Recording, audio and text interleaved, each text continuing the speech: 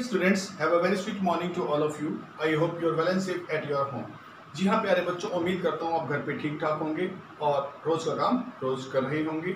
जी हाँ प्यारे बच्चों, आज हम पढ़ने वाले हैं 12th इकोनॉमिक्स की केंजियन थ्योरी की एक स्मॉल से पोर्शन को जो इम्पोर्टेंट है। पर जब भी हम स्टडी करते हैं कंसंट्रेट करने की कोशिश करते हैं कि जितना ज़्यादा हो सके हम टीचर को सुने, ज़्यादा कंसंट्रेट करें ताकि वो ज़्यादा हमें समझ में आ जाए।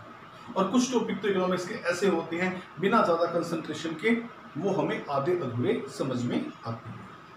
हमारा आज का क्वेश्चन है what happens if S greater than I. अगर एस आई से बड़ा होता है तो क्या घटित होता है। मेरे बच्चों, जब आपकी सेविंग आपकी इन्वेस्टमेंट से बड़ी होती है, S stand for saving, I stand for investment, जब आपकी सेविंग आपकी इन्वेस्टमेंट से बड़ी होती है इसका मतलब है कि इकोनॉमी के अंदर ऐसी सिचुएशन है कि आप बचत कर रहे हैं, बचत करने से पैसा सर्कुलेशन इकोनॉमी में नहीं जा रहा है बल्कि आपका जो एक्सपेंडिचर आप इन्वेस्टमेंट में कर रहे हैं वो कम है। जी हाँ, जब आप सेविंग करते हैं तो उससे पैसा आपके पास रह जाता है, आपके पास ब्लॉक हो जाता है, वो सर्कुलेशन ऑफ इकोनॉमी में नहीं जाता है। जब आप सेविंग ज़्यादा करते हैं तो जो पैसा आपका इकोनॉमी में नहीं गया उसने एग्रीगेट डिमांड को क्या कर दिया, कम कर दिया। एग्रीगेट डिमांड एक्सपेंडिचर पर टिकी है, aggregate demand would be less, aggregate demand कम हो जाती है सेविंग करते जब सेविंग ग्रेटर होती है इन्वेस्टमेंट। क्योंकि आपने पहले पढ़ा है कि एस और आई जब बराबर होते हैं तो इक्विलिब्रियम होता है।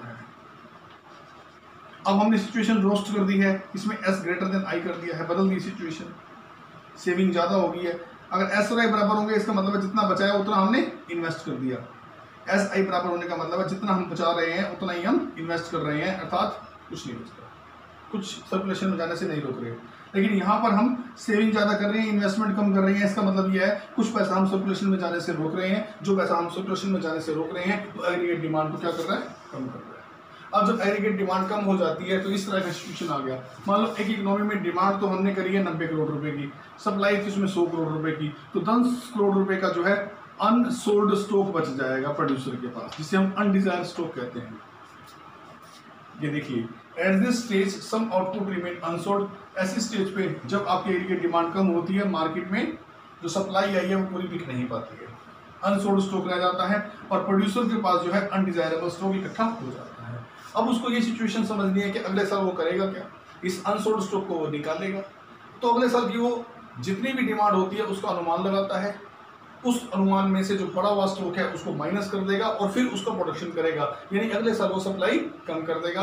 अर्थात जैसे आपकी इस अनसोल्ड स्टॉक को क्लियर करने के लिए प्रोड्यूसर को क्या करना पड़ता है, will have to plan the lesser output, अगले साल वो कम आउटपुट बनाएगा। मान लीजिए अगले साल में डिमांड कितनी है, यही सेम डिमांड ले लो 90 है, मान लीजिए 90 है, 90 करोड़ रुपीज की है, और अगले साल वो सप्लाई कितनी करेगा, 10 करोड़ का अनसोल्ड स्टॉक बचा हुआ है, 10 को तो ये बचा हुआ है, ये तो 10 पड़ा हुआ है स्टॉक, जिसे हम अनसोल्ड स्टॉक कह दें या अनडिजायरेबल स्टॉक कह दें, ये बचा हुआ है। तो 80 की क्या करेगा वो इक्विलिब्रियम लाने के लिए 80 का उत्पादन बढ़ाएगा, अर्थात वो अपनी आउटपुट की सप्लाई को कम कर देगा।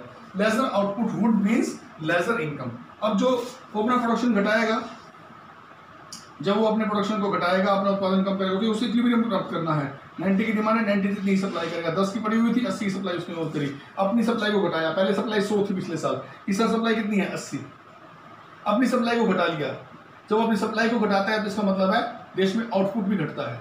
देश का जब आउटपुट घटता है तो आउटपुट को बेचने से इनकम भी घट जाती है, क्योंकि आउटपुट को बेचने इनकम आती है, इनकम भी घट जाती है मेरे बच्चों। जब इनकम घट जाती है तो आपकी सेविंग भी घट जाती है, क्योंकि इनकम में से सेविंग है। इनकम और सेविंग का डायरेक्ट रिलेशन होता है, इनकम और सेविंग का डायरेक्ट रिलेशन है। जब आपकी इनकम कम होगी, आउटपुट घटा तो इनकम घटी, इनकम घटी तो सेविंग भी घटी। जब सेविंग घटती है तो सिचुएशन इक्विलिब्रियम की आ जाती है, क्योंकि सेविंग ज्यादा थी, आई के बराबर था। जब saving will become equal to investment, तो ऐसी सिचुएशन आ जाती है। सेविंग घट गई, सेविंग घट के कितनी होगी, मान लीजिए यहाँ 110 करोड़ की सेविंग थी, 100 करोड़ का इन्वेस्टमेंट था, लेकिन अब सेविंग घट के कितनी आ जाएगी, सेविंग घट के 100 पे आ गई, तो फिर दोबारा इक्विलिब्रियम की स्टेज आ जाएगी।